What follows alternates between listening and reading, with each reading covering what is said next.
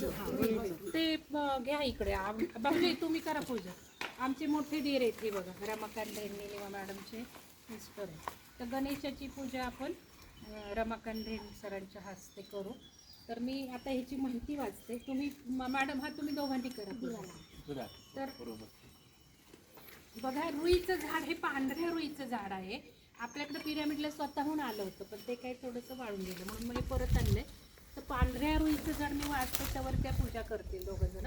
तर खूप पवित्र आणि दैवी वनस्पती मानली. तर याच्या मुळात जे असतं ना पांढऱ्या रुईचा, तो गणपती स्वयंभू असतो. कारण आपलं गणेश म्हणजे मूलाधार चक्र आहे. मूळ म्हणजेच तेच मूळ, आणि मग या मुळामध्ये गणपतीचा आकार येतो. आणि म्हणून मग त्या गणपतीच्या आकाराची पूजा करायची किंवा रुईच्या झाडांची पूजा करायची, म्हणजे आपल्या गणेशाची म्हणजे मूलाधार चक्राची पूजा जी आपण आज करणार आहोत ध्यानातून. तर ह्याला वाचते थोडंसं मी आज पहाटेपासून हे करून आणले.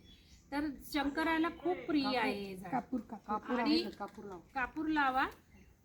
नकारात्मक ऊर्जा दूर करते. गणपतीचा वास असतो म्हणजेच मूलाधार चक्र आपलं ट्रिगर होणार आहे. धार्मिक देवी म्हणजे भगवान शंकराच्या पूजेत खूप मान आहे रुईच्या फुलांना. नमः आपण मारुतीला पण वाहतो, माळ पण अर्पण केली जाते. घरात शांती स्थैर्य देते. कारण ह्याचे व्हायब्रेशन्स असतात ना, ते आपल्यावर परिणाम करतात. आपण जे म्हणतो फ्रिक्वेन्सी व्हायब्रेशन, तर हे आपले राखतात फ्रिक्वेन्सी व्हायब्रेशन. म्हणून तर निसर्गात यायचं आहे आपल्याला आणि ऊर्जा न्यायची. घरात शांती स्थैर्य येते. आणि पांढऱ्या रुईचं खूप महत्त्व आहे. त्याच्यामध्ये आरोग्याच्यासाठी खूप चांगले चांगले गुण आहेत. आणि ह्याच्या चिकाचा खूप उपयोग होतो जखमा धुवायला. आणि एरंड तेलात लावून आपण गरम संधिवाताला, गुडघे दुखेवार, सांधे दुखाला, काटा पायातला जर काटा काढायचा असेल तर तो चीक आपण लावू शकतो आणि काटा काढू शकतो.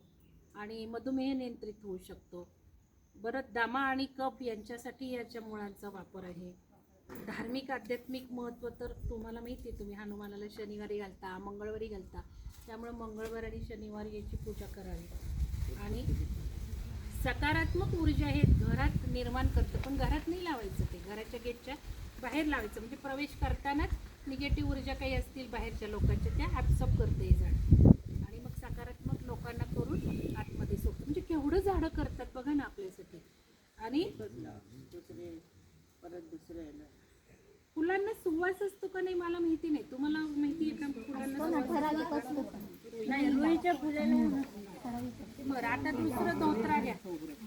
धोत्र्याचं तुम्ही काय करा, आमचे मिस्टर हेमंत धोत्र्याचं करतील. तर आता धोत्र्याची फुलं शंकराला आवडतात. आणि शंकराची पूजा, महादेवाची पूजा धोत्र्याच्या फुलाशिवाय होतच नाही पूर्ण. म्हणून मग या धोत्रा खरं विषारी झाड आहे, पण पूजेला महादेवाच्या पिंडीला ही धोत्र्याचं फुल हे करतात. फळ पण असतात, ती पण पूजेला वापरली जातात. आणि तिजोरीमध्ये म्हणजे तांत्रिक पण उपाय मी अभ्यास केला. तिजोरीमध्ये याची फुलं वाळवून ठेवू शकता, मग तुमची धनवृद्धी वाढते. त्याच्यानंतर उशी खाली ठेवू शकता झोपेत. झाले आपले गणेश झाले, हे झाले. माझं एक द्या तुम्ही. माझं हे आहे काठेचा. तर मी एक पूजा करून घेते, नाही तर मग आपण तिथे झाड आणून तिथे पूजा करू. असं करू मॅडम, ते करू मॅडम. काय हो मॅडम, नक्षत्राचं झाड सगळ्यात शेवटी आता सगळी आपली संग्रह पूर्ण झालेला आहे. तर हे नक्षत्राच्या झाडाला आपण ज्येष्ठा नक्षत्र आहे, नक्षत्रांमधला नक्षत्र ज्येष्ठा नक्षत्र आहे. तर या नक्षत्र झाडाची आपण पूजा करत आहोत. आणि ह्या गुरुला आपण आज पूजत आहोत.